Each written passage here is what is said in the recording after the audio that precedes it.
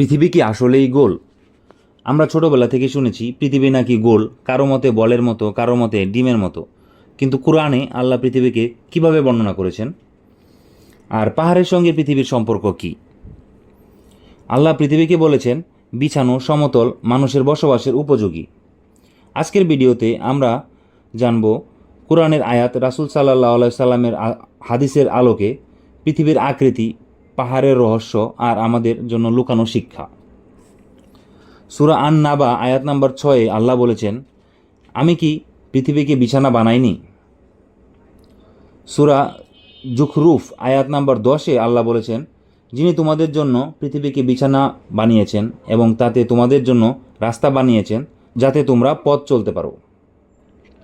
আরও একটি সূরায় আল্লাহ বলেন, সূরা তাহা আয়াত নাম্বার 53 বলা হয়েছে, তিনিই সে সত্তা যিনি তোমাদের জন্য পৃথিবীকে বিছানো করেছেন এবং তাতে পথ তৈরি করেছেন এবং আকাশ থেকে পানি বর্ষণ করেছেন। লক্ষ্য করুন, এই তিনটি আয়াত দ্বারা আমরা যা বুঝতে পারি, আল্লাহ বিছানো শব্দটি ব্যবহার করেছেন। মানে আমরা যেমন একটি সমান বিছানায় শুয়ে আরাম পাই, তেমনি পৃথিবীকে এমনভাবে বানানো হয়েছে যে মানুষ হাঁটতে, চলতে, চাষাবাদ করতে আর জীবনযাপন করতে পারে।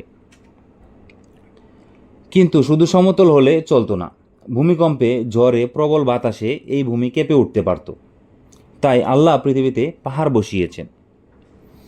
সূরা আম্বিয়া আয়াত নাম্বার 31 আল্লাহ বলেন, আমি পৃথিবীতে দৃঢ় পর্বত স্থাপন করেছি যেন পৃথিবী তাদের নিয়ে কেঁপে না ওঠে। এবং সূরা আন-নাবা আয়াত নাম্বার 7 আল্লাহ আরও বলেন, আমি কি পাহাড়গুলোকে খুঁটি বানাইনি? এখানে আল্লাহ কিন্তু পাহাড়কে খুঁটি বলে আখ্যায়িত করেছেন। পাহাড় মানে পৃথিবীর খুঁটি। যেমন খুঁটি ছাড়া তাঁবু দাঁড়ায় না, তেমন পাহাড় ছাড়া পৃথিবী স্থির থাকতো না। একটি হাদিসে রাসূল সাল্লাল্লাহু আলাইহি ওয়াসাল্লাম বলেন, পাহাড়ের চেয়ে শক্ত কিছু নেই, কিন্তু একজন মুমিনের ঈমান পাহাড়ের থেকেও দৃঢ়। এই হাদিসটির ব্যাখ্যা, পাহাড় শক্ত, অটল, ঝড় বৃষ্টিতে নড়ে না। একজন মুমিনের ঈমান যখন আল্লাহর উপর প্রতিষ্ঠিত হয়, তখন তার স্থিরতা পাহাড়কেও হার মানায়। যেমন বিলাল রাদিয়াল্লাহু আনহু কঠিন নির্যাতন সহ্য করেও ঈমান থেকে সরে আসেননি। পাহাড় যেমন পৃথিবীকে কাঁপতে দেয় না, তেমনি ঈমান একজন মানুষকে কাঁপতে দেয় না। অন্য একটি হাদিসে রাসূল সাল্লাল্লাহু আলাইহি সাল্লাম বলেন, যদি আল্লাহ কারো জন্য কল্যাণ চান, তবে তিনি তাকে বিপদে ধৈর্য ধরার শক্তি দেন।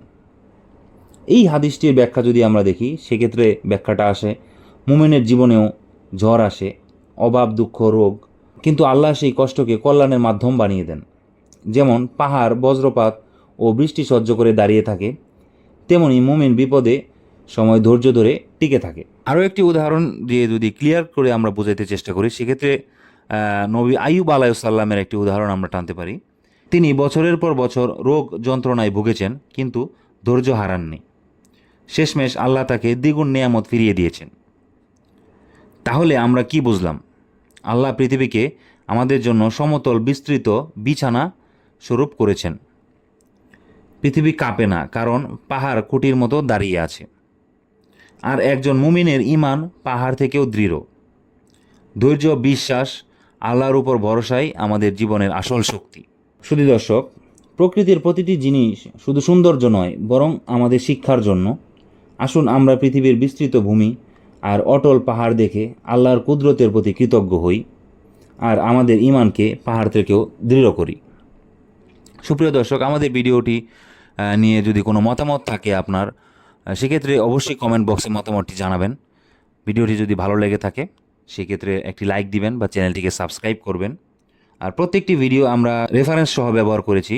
আপনারা চাইলে সেই আয়াতগুলো, সেই হাদিসগুলো ভেরিফাই করে নিতে পারেন। ধন্যবাদ।